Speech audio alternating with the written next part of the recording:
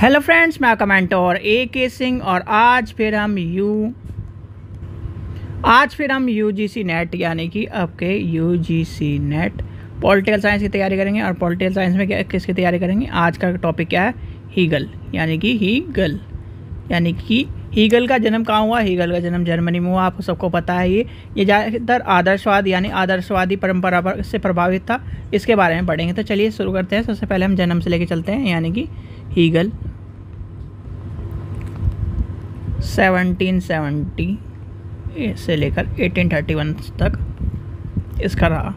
आज आपको वीडियो इसलिए लेट मिल रही है क्योंकि आज मैं गया था संडे मार्केट, यानी कि संडे मार्केट का मतलब जहाँ जो दिल्ली हाट जो जगह है वहाँ पर क्या लगती है तो वहाँ पर क्या है, सभी के लिए, आप सभी स्टूडेंटों के लिए क्या है कि बुकों का एक तरह से संडे मार्केट में बुक सारी की सारी आप जितनी भी चाहे बुक मिल सकते हैं, मेडिकल की, नेट की। आप वहाँ पर क्या है, वहाँ आपको 70 से यानी कि 50% 70% तक आपको ऑफ भी मिल जाएंगे। नॉवल्स ही जैसे नॉवल्स से पढ़ने वो मिल जाएंगे। तो वहाँ पर अगर क्या कोई दिल्ली या NCR के आसपास का है तो दिल्ली आप जाकर वहाँ संडे यानी स्पेशली संडे में लगती है मार्केट। दरियागंज में दिल्ली हाट के नाम से एक जगह है, वहाँ पर क्या है, सॉरी दिल्ली हाट बोला, महिला हाट के नाम से। तो वहाँ पर इससे आप बुक्स ले सकते हैं। तो चलिए हीगल के बारे में पढ़ते हैं। हीगल का जन्म 1770 में जर्मनी के स्टुटगार्ट नामक नगर में हुआ था। ठीक है, फिर क्या आता है? हीगल जर्मनी की आदर्शवादी परंपरा से प्रभावित था। तो हीगल के बारे में समझिए, यहाँ तक क्या आपके समझ में होंगे। यानी जर्मनी में अन्य आदर्शवादी विचारक जो थे उससे, यानी एक तरह से उसी में से एक तरह था कौन? हीगल। ठीक है, चलिए आगे चलते हैं। हीगल ने अपनी पुस्तक यानी कि अपनी जो रचना थी उसका नाम क्या था? ये लिख लीजिए, हीगल की रचना क्या नाम था? द फिनोमेनोलॉजी ऑफ स्पिरिट, ये इसकी पुस्तक का नाम था। हीगल ने हीगल पर जर्मन कवि हार्ड यानी कि हीगल पर जर्मन कवि हर्डर के विचारों का प्रभाव था। ये जो छोटे छोटे क्वेश्चन आपको लिखवाए जा रहे हैं ना, कि यही क्वेश्चन आपके एक तरह से क्वेश्चन के फॉर्म में मिल रहे हैं। हीगल के अनुसार राज्य का मूल कार्य क्या था? नागरिक को समाज का नैतिक निर्देश देना, यानी कि राज्य के उसमें लेके चलें तो राज्य में क्या है, यानी कि उसके विचार में राज्य क्या थे, यानी कि नैतिक संकल्पना के रूप में बताया गया। यानी कि उसने क्या है, राज्य नैतिक संकल्पना है। हीगल के अनुसार राज्य स्वयं एक व्यक्तित्व है, यानी कि राज्य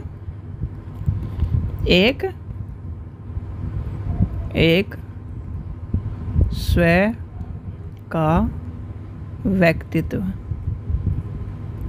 है। राज्य एक साधन है, या क्या है? राज्य, उसके विचार में राज्य एक साधन है। तो ये आपको पता होना चाहिए क्या है, राज्य एक साधन है। और यही छोटे छोटे क्वेश्चन आपसे पूछे जाते हैं। आगे चलते हैं। आगे क्या है? हीगल के अनुसार राज्य का मूल कार्य क्या है? नागरिक समाज की नैतिक आदर्श की बात करता है। क्या करता है? नैतिक आदर्श। हीगल के प्रसिद्ध कथन में क्या है? तार्किक यानी कि तार्किक की वास्तविकता ही तार्किक है। यानी क्या कहता है, तार्किक ही वास्तविकता है और वास्तविकता ही तार्किक है। ये आपको कोटेशन में पढ़ना चाहिए। यानी कि ये आपके क्वेश्चन, इस तरह के क्वेश्चन आपसे पूछे जाते हैं। यानी कि हीगल का क्या कहना है, तार्किक ही वास्तविक को वास्तविक है और वास्तविक ही तार्किक है। ठीक है, चलिए आगे चलते हैं। आगे जो इंपॉर्टेंट चीज़ है वो देखते हैं हम। हीगल के अनुसार राज्य का विकास क्या है। हीगल ने वाद विवाद यानी वाद प्रतिविवाद की द्वंद्वात्मक प्रक्रिया का योग एक से प्रयोग करते हुए राज्य का विकास को परिभाषित किया। हीगल के अनुसार राज्य का विकास पारिवारिक यानी परिवार से आरंभ होता है। किससे होता है? हीगल के अनुसार राज्य का विकास जो है, राज्य का विकास, राज्य इसमें क्या आएगा, राज्य का विकास परिवार से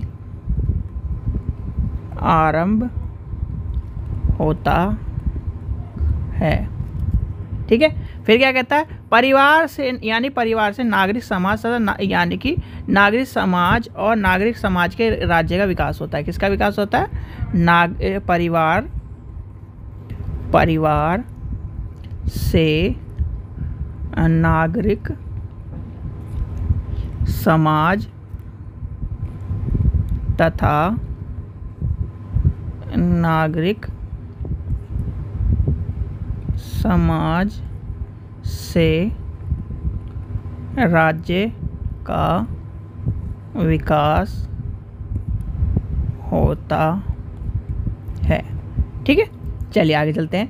हीगल के अनुसार परिवार क्या है? परिवार का मूल तत्व प्रेम तथा स्नेह होता है। व्यक्तिगत यानी कि व्यक्तिगत जो उसकी बात कहती है वो क्या कहती है, उसमें क्या कहता है, प्रेम और स्नेह की बात करता है। फिर आगे कहता है राज्य के विकास में परिवार का सबसे महत्वपूर्ण स्थान बताया और प्रेम और स्नेह की बात करिए। व्यक्तिगत की बात करिए उसने, यानी व्यक्तित्व की बात करिए, और सार्वभौमिकता की बात करिए।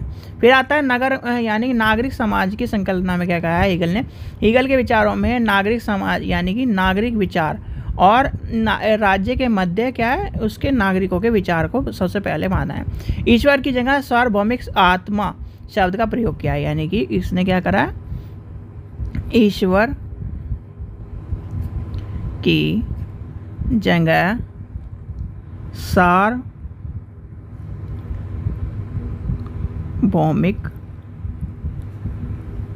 भौमिक आत्मा शब्द का प्रयोग किया है। ठीक है, तो ये है क्या नाम, हीगल के बारे में। यानी कि हीगल, अब आखिरी जो पॉइंट बचता है आपका स्वतंत्रता, फिर आपकी रचनाएं। स्वतंत्रता में क्या कहता है हीगल? स्वतंत्रता में क्या कहता है, हीगल ने व्यक्तिवादी उदारवादी विचारकों को पूर्णतः अस्वीकार कर दिया है। ठीक है, उसके बारे में क्या है, उसके बारे में ये कहता है कि जो इसकी हीगल ने क्या है, हीगल ने सकारात्मक स्वतंत्रता की बात करी है। क्या किसकी बात करी है? सकारात्मक, यानी स्वतंत्रता में सकारात्मकता की बात करिए, सकारात्मकता की बात करिए। हीगल ने स्वतंत्रता की मांग के कारण 1789 में फ्रांसीसी क्रांति की कड़ी आलोचना की है। किसकी बात कर रही है? स्वतंत्रता की मांग के कारण 1789 की फ्रांसीसी क्रांति की कड़ी आलोचना की है। हीगल ने व्यक्तिगत स्वतंत्रता का विरोध किया। किसकी बात कही है? व्यक्तिगत, यानी व्यक्तिगत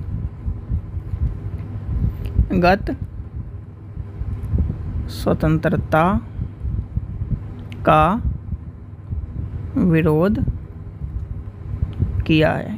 ठीक है, चलिए आगे चलते हैं, आगे देखते हैं। रचना आपको यानी कि रचनाओं में लिख लीजिए, रचना भी एक जो इम्पोर्टेंट है वो आपको लिखा देता हूँ। रचना लास्ट टॉपिक आपका जो बच रहा है रचना का बचता है। Elements of the philosophy